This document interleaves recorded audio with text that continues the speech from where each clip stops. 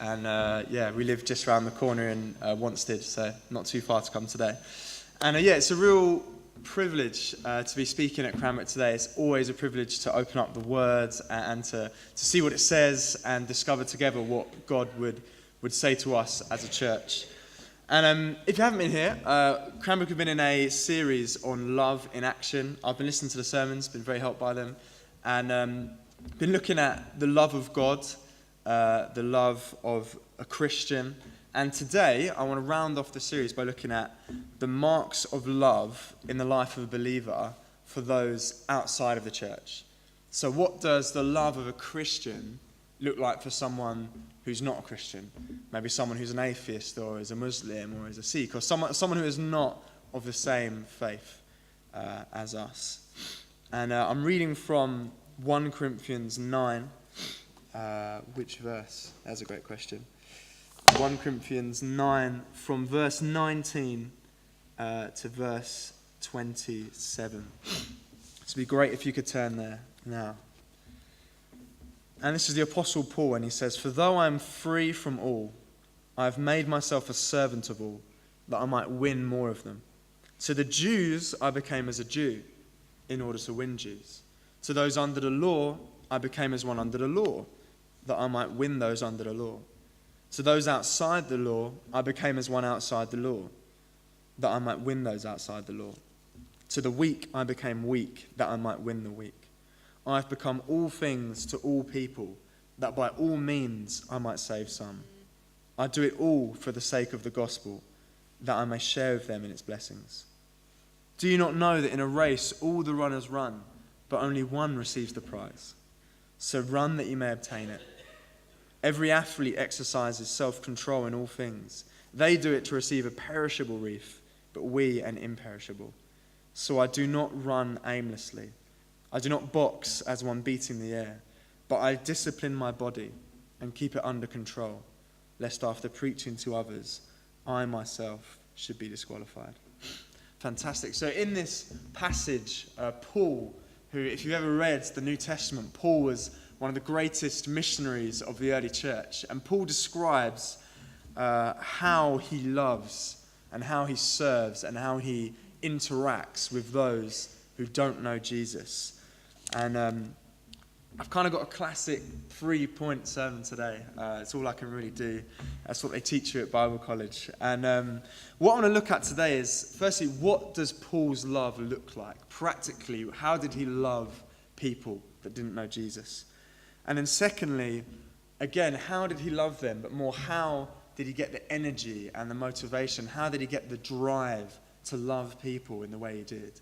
And finally, really quickly, what was the end in his love? What was he aiming for? Why was he loving these people? So we're going to look at, what did his love look like? How did he manage to love in the way that he did? And what was his end in loving? And so see in this first verse, it says, "For though I am free from all, I have made myself a servant of all, that I might win more of them." And that's kind of exactly what I want to look at today. Firstly, he has made himself a servant of all. So the Greek word, I don't often go into Greek words because I can find them quite tiring. I was terrible at Greek in Bible college. But the Greek word translated servant here is the word doulos. And I hope there's no Greek people here that can kind of trip me up on my pronunciation. But the Greek word is doulos. And see, translators have a really hard time with this word doulos because, in short, the word means slave. But it's difficult because in the 21st century, when we hear the word slave, we think of these horrible images of kind of African American people and the plight of the slavery triangle and all the horrors that happened just a few hundred years ago. And when we think of the word slave, that's the immediate image that comes to our mind, the immediate emotions that come to our heart.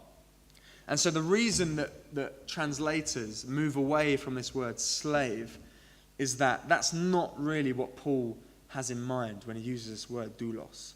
You see, slaves in the first century, when Paul lived and when Jesus lived, they were slaves, they were owned, they weren't free to do as they wished, but they were treated a lot more fairly. They would maybe receive a small wage, they certainly wouldn't be killed at a whim, they certainly wouldn't be treated as harshly as slaves as we might think of them. But equally, we kind of don't want to throw out the baby with the bathwater, because these people, though they were treated slightly better than what we may think of a slave, still they were slaves. They didn't serve people in a kind of a transactional, voluntary way. They were slaves. They were owned. They were unable to extricate themselves from their situation. They didn't decide their future for themselves. They were, in that sense, slaves. So I want to be really careful. That's why I'm kind of giving this disclaimer with how I use this word, because Paul would say, I've made myself a slave to all people. Not in the sense of being oppressed and being killed, but in the sense of giving oneself voluntarily to forced labour. And I want to look at in what way does Paul say he's enslaving himself to all people. You see, we see in the following verses, he says, to the Jews I became as a Jew. To those under the law I became as one under the law. To those outside the law I became as one outside the law. To the weak I became weak.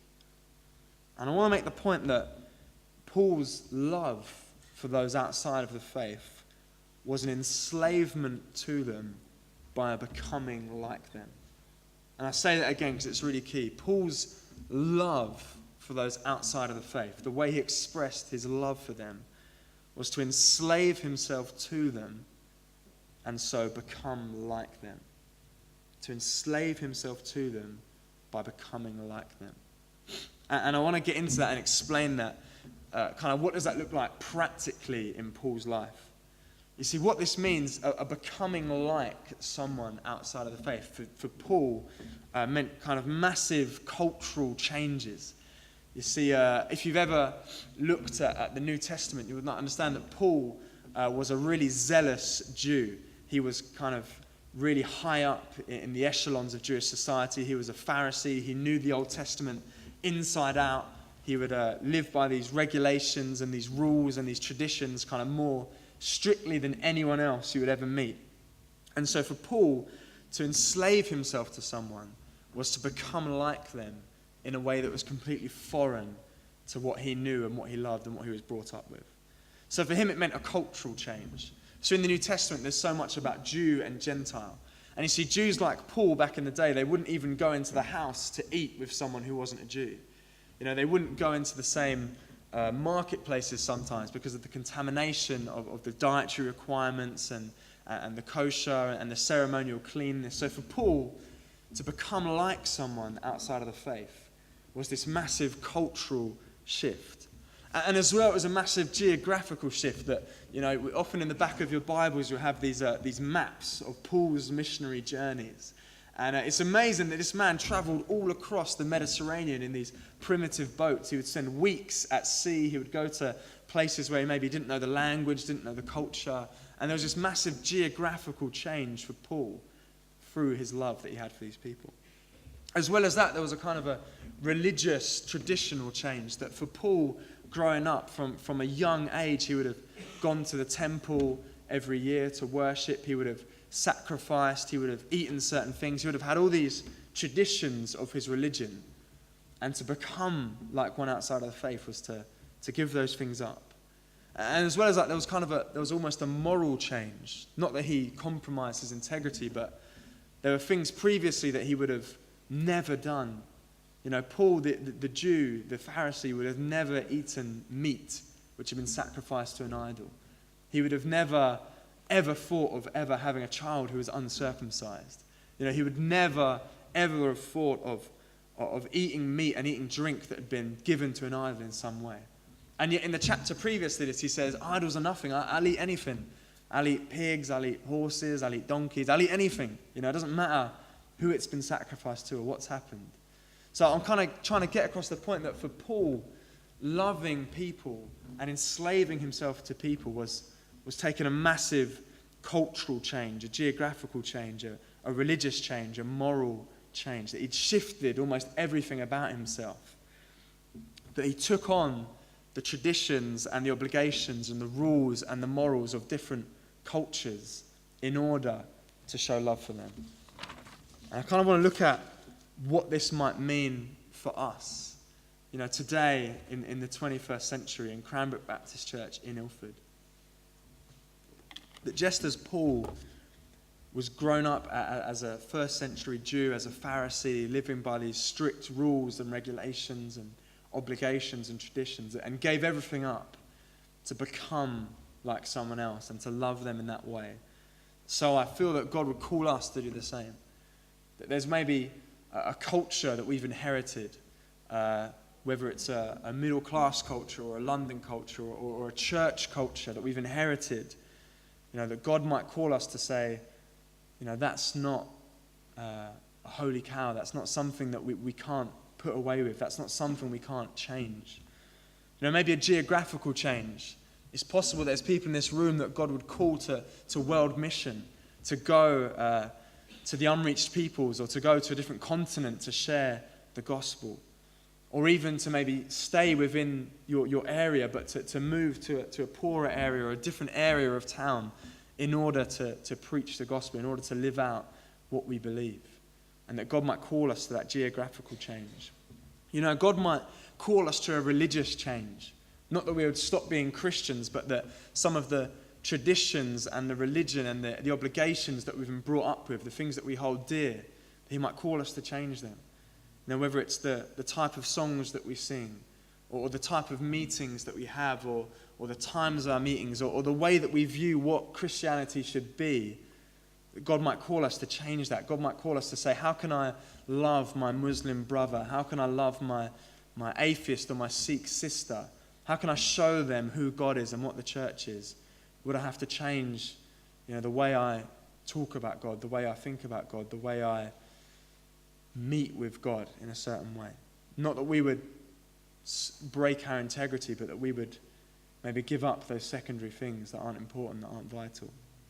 And as well as that maybe God would call us to a moral change. Not that we would start to sin more, to get with people, to encourage people, not in any sense, but that maybe some of the middle class or the English morality that we have that isn't biblical, but sometimes we dress up as a Christian morality, that God would say to us maybe to let that drop, to let that leave, so as to love those other people that don't abide by those rules, that don't live up to those expectations and those obligations. And what I'm trying to get across is that for Paul, his whole life was changed because he was brought up a Jew. And when he became a Christian, he was a strict Jew with these hundreds of rules and obligations and laws and traditions and morals and areas that he would live by. And yet he says, I've enslaved myself to these other cultures. I've become like these other people in order to love them. And it's not that we would give up the central facets of our faith, because we would never want to do that, but that we would give up that which is secondary, give up that which is inherited, give up that which is mere tradition in order to love those who are different from us, in order to see them saved. And this, I promise you, will be difficult. For Paul, this was a huge 180-degree turn in his life. It was a difficult, hard thing. And it will be difficult for us if we're to take up this call.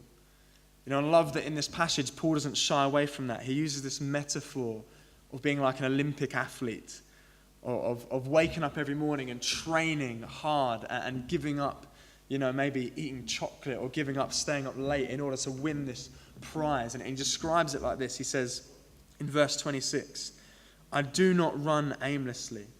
I do not box as one beating the air, but I discipline my body and I keep it under control.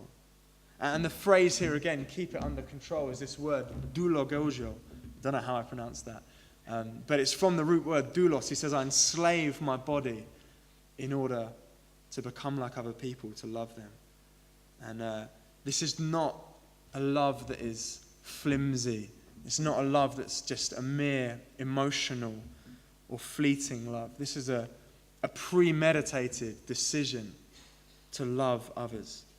It's a premeditated decision to give up everything that, or many things that he holds dear, in order to not make any barrier for anyone else to accept the faith, to love them.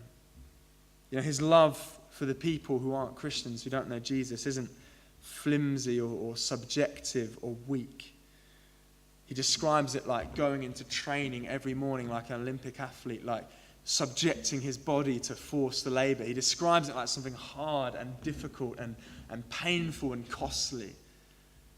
And yet he says, this is how I love people.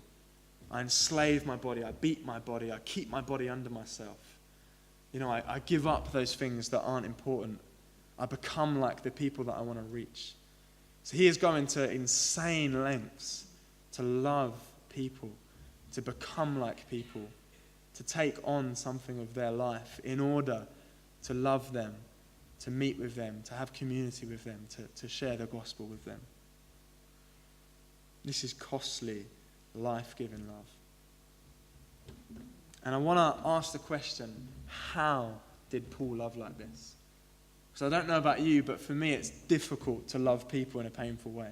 When people are different from me, when people have come from different cultural backgrounds, and people have completely different worldviews, when people don't subscribe to my moral standards and subscribe to my way of thinking or my way of doing, it's difficult to love them. It's difficult to have community with them. It's difficult to have strong relationship with them. And so I want to ask the question, how did Paul get the energy and the motivation to love people like this?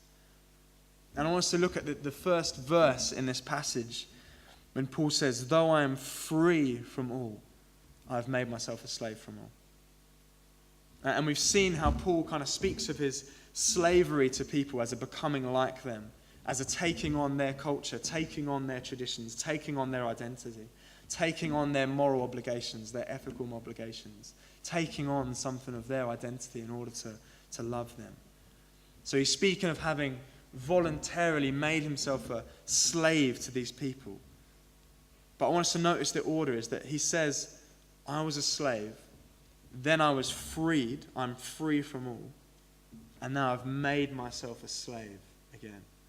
So he says, though I am free, I've made myself a slave. So he's been freed from slavery already. You see, I want to make the point that I believe that it would be impossible for Paul or for any one of us in this room to slavishly love people and to become like them in that way that we're talking about, unless we'd already been freed from slavery by Jesus. See, like I said before, Paul met with Jesus. He was this zealous, strict, orthodox, pharisaical Jew. And he lived by these set of strict rules, expectations, cultural norms, and moral standards. The standards of circumcision, ceremonial cleanness, reading the Torah, eating a kosher diet. And for Paul, these things made him feel that he was right with God. These things made him feel justified. These were the things that he said, if you want to know God, you have to do these things. If you want to be a good person, you have to do these things. These things, this ceremonial cleanness, this kosher diet, this circumcision, it set him apart from other people, and it made him feel that he was acceptable before God, that he was a good person, that he measured himself and he measured all other people by these standards of, are you acceptable to God? Are you circumcised? Are you ceremonially clean? Do you know the Torah? Do you eat your kosher diet? He measured himself and others by this. And this, maybe not as starkly, but this is the human condition for all of us, I believe. That we draw up boundaries in our hearts of who's good and who's bad, who's in and who's out. We have these rules and these expectations and these obligations, whether they're religious or humanistic. We have these ideas of, I need to be like this to be a good person. I need to be like this or do these things to be accepted by God. And everyone else does as well. And when we fall short or when other people fall short, we feel like God can't accept them now because they've done that or thought that or been that. And this is especially true, I feel, in the church and in my own heart. I'm speaking to myself here.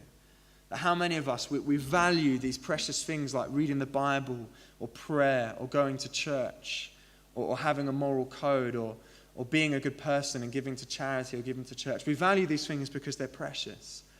And yet so often if we don't do them, if we come to church and we haven't read our Bible for a few days, we feel like, how can I meet with God? Because I haven't done that. I've fallen short.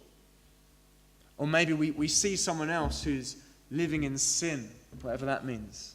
doing something that we think we would never do that. And we think, how can they come to church and pray and, do these things when they do this or think that or are this way? And we set these rules and these obligations and these standards. And so often, I know of myself, that we rise and fall on these things. That we feel that God is closer to me or more for me because I've read my Bible or prayed or been a good person or been kind to my spouse. And I've been good this week and God is for me. And we fall on these things as well. We think, if I haven't read my Bible enough, I haven't thought about God, I didn't evangelize when I could have, I wasn't a good enough person, and how can God accept me now? And we might not say these things out loud, but so often in our hearts we act like they're true. We don't go to God in prayer because we feel unworthy, or we think that someone else can't because they're not as good as us. And the gospel of Jesus Christ calls us to throw these things away as a source of being right with God. It calls us to believe that there is no good thing we could have done. There's no good person we could have been to be right with God. It is only through the death of Jesus that we can be right with God. It is only through his cross and his resurrection that God would accept us. That there's no good work that can get us to God. And there's no sin that can keep us from God if Christ has died for us. But the way Paul describes it is that outside of Christ, if we don't know Christ, we're enslaved to these expectations. We're enslaved to these moral obligations and these religious codes that we have because we rise and fall by them. We think, if I do well enough, I'll be okay. If I don't do what I should, I'll fall short. And we're enslaved to that in a way. And so Paul describes his being freed from this slavery to these expectations by Jesus. He says, I was a slave to being circumcised. I was a slave to this kosher diet. I was a slave to reading my Bible. I was a slave to these things because I thought that they could help me to reach God. I was a slave to giving to charity. I was a slave to coming to church. I was a slave to being a good person because I thought that it could make me reach God. And he describes his life that when Jesus died for him, when he accepted that he would never reach God because of those good things, and that Christ alone and his death and resurrection would save him, that he was freed from those expectations. He was freed from those moral obligations. He was freed from having to do enough and work hard enough to impress God. So he says, though I am free from all, I've been freed from all cultural, moral, Christian, I've been freed from all these obligations that I have to live up to know God. He says, though I'm free from all of that, I'd make myself a slave again to love others. I'd make myself a slave to their obligations. I'd make myself a slave to their moral code. I'd make myself a slave to their traditions. Not to justify myself, not to make myself impressive before God, but to be one with them, to love them, to be in community with them. And by way of analogy, this is like a mother with a child. And I'm not a mother. I'm not a father either. And I've seen mothers in action. And forgive me for the analogy, but mothers are slaves to their children. When a child is just born, maybe just from 0 to 6 months, a mother is a slave to her child. She's not a slave because she wants something from the child. She's a slave because she wants to give something to the child. It's a selfless slavery of a love. It's a voluntary submission. Because when the baby is hungry, the mother will feed it. Mum doesn't decide when the baby gets fed. Baby decides. When the baby gets up in the night and is crying and needs to be changed, mum doesn't decide, I'm going to change my baby at 3:30 a.m. at night. That is the best time to change my baby. No mother decides that. The baby decides when it gets changed. And no father says, I would love to have a baby. I'd love to get up at 4 a.m. and rock my baby till it goes to sleep. No, the baby decides when they get up. The baby decides when they go to bed. You realize, or at least I've seen, that when a couple have children, suddenly they're slaves to that child. But it's not an oppressive slavery. It's not something to be down about. It is a voluntary, loving, selfless slavery. To love that child, to be one with that child, to nurture that child. And that doesn't mean it's not costly. That doesn't mean they're not tired all the time. It doesn't mean they're not bags under their eyes and looking fantastic. All of you with babies look fantastic. But it's a costly love. It's a hard love. It's a difficult love. It is a slavish love. But it's a love that is selfless, and it's a love that gives everything. It's a love that nurtures. And this is the love that Paul is talking about. When he says, though I'm free from all, though I'm free from these moral obligations to make myself right with God, though I'm free from trying to live up to a certain standard to justify myself before God, though I'm free from having to be a good person so that God will be impressed with me, though I'm free from having to work my way into God's good books, though I'm free from that, he says, I'll voluntarily make myself a slave to others and to their expectations and to their obligations and to their traditions and to their moral code in order to love them, in order to nurture them, in order to meet them where they are. And this is such a picture of the love of Jesus Christ. Paul's not being novel here. He's a complete copycat. When we read in Philippians 2, 6-7, I'd love you to turn there. Philippians 2, 6-7, it says of Jesus, though he was in the form of God, he did not count equality with God something to be grasped, something to be kept, but he emptied himself, taking the form of a servant, that word doulos, the form of a slave, being born in the likeness of humanity. So Paul is emulating Jesus here. Jesus, who was free from all. He was free not just from all moral obligation. He was free from all limitation. He was fully God. And yet though he was free, he enslaved himself to humanity. He took on our limitations. He took on our frustrations. One who was eternally joyful took on weeping. One who was eternally working, eternally alive, took on slumber. One who was eternally free from suffering and pain took on death. And Jesus went from freedom and took on slavery in order to love us and in order to free us. He enslaved himself to our limitations. He enslaved himself to our frustrations, to our suffering, to our pain, to our mortality, to our dying, in order to save us. And Paul does the same. Paul says, I am free from obligations. I am free from standards. And yet I will enslave myself to others to save them. And that is our call as Christians today. In Cranbrook Baptist Church on Ilford High Road in the 21st century. That being freed from all obligation to God, being freed from all need to justify ourselves or think that we can work our way to God or be a good person, being freed from that by the cross of Christ, that we would gladly, voluntarily enslave ourselves to others in order to love them. Enslave ourselves to their expectations, enslave ourselves to their norms, to their traditions. So what does this look like? As a Christian, I love eating pigs. Not live, not whole, but I love, cutting them up and cooking them and eating them. But to love my Muslim brother is not to invite him to my house and serve him, ham or pork, because that would be a disgrace to him. And so to love my Muslim brother is to enslave myself. Though I'm free, I can eat what I want. I do eat what I want.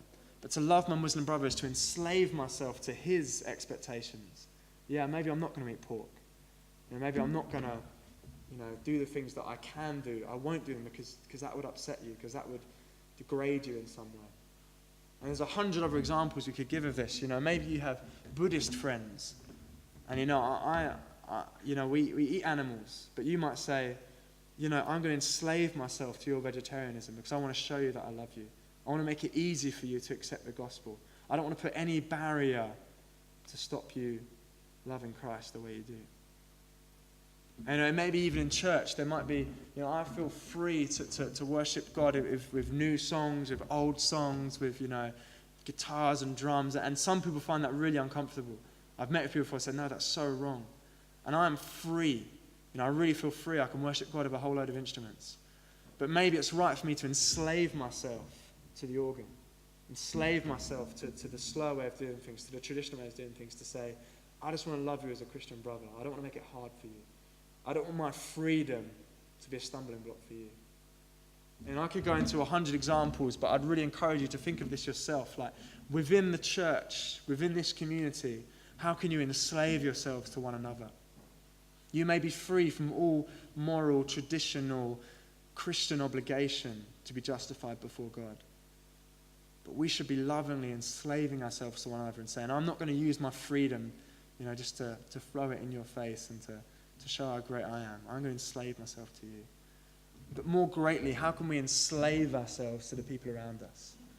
To the Muslims, to the Sikhs, to the atheists, to the agnostics, to those who don't know and love Christ as we do. How can we enslave ourselves to them, become like them? Not that we would lose our identity as Christians, but that we would put no barrier in the way. Put no barrier in the way for someone to know Christ. And I leave that with you. I beg you to think of that, to pray about that, to say, God, how can I enslave myself to others? And the very last thing I want to say, I want to end with this, is to what end does Paul and Christ love these people? You see, he repeats again, I do it that I might win more of them. I do it that I might win those under the law. I do it that I might save some. I do it that I might win the weak. He says again, I want to win them. I want to save them.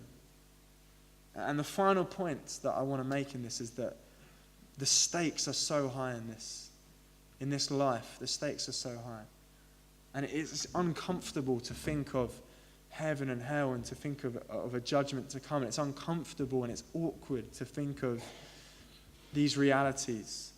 Yet we must, because the stakes are so high.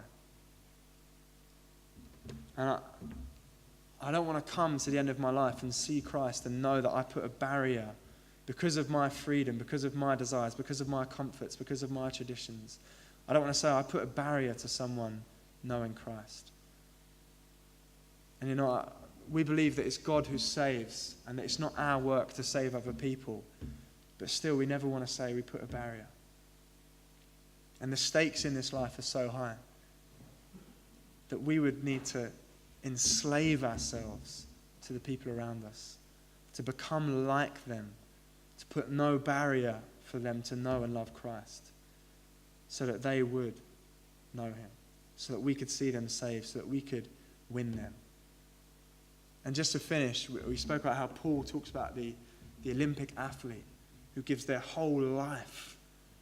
They might move to another country to train in high altitude. They'll change their diet. They'll change the way they live. They might even put off relationships or careers. They change their whole life to win this gold medal that Paul calls a perishable wreath. It's just temporal. It's going to fade with time. And yet Paul says we enslave our bodies. We change our life. We dedicate our life to the lost to win an imperishable wreath, a timeless gold medal, an eternal prize, which would be those who don't know Christ, which would be know him when we see Christ in heaven. He would say, it was your words, it was your actions, it was your taking down barriers, it was your slavishness that helped this person. And before I hand over, I just want to pray for us as a way of ending. So Father, thank you that in Christ you gave up every comfort. You gave up every type of ease. You gave up everything. And you enslaved yourself to the limitations and the frustrations of humanity in order to love us and to save us. And that you went even to be obedient to death. And Father, I ask that you would help us to emulate that. You would give us the freedom and the slavery that we need to see people won for you. That we would be willing to give up any comfort and give up any ease and give up any tradition or obligation, to give up any sense of being better or different in order to see people saved. And that you would work powerfully through Cranbrook in the town of Ilford to see many people come to you. And that it would be the freedom and the enslaving of these people here and everyone a part of Cranbrook Baptist Church to see Ilford saved for you. Amen.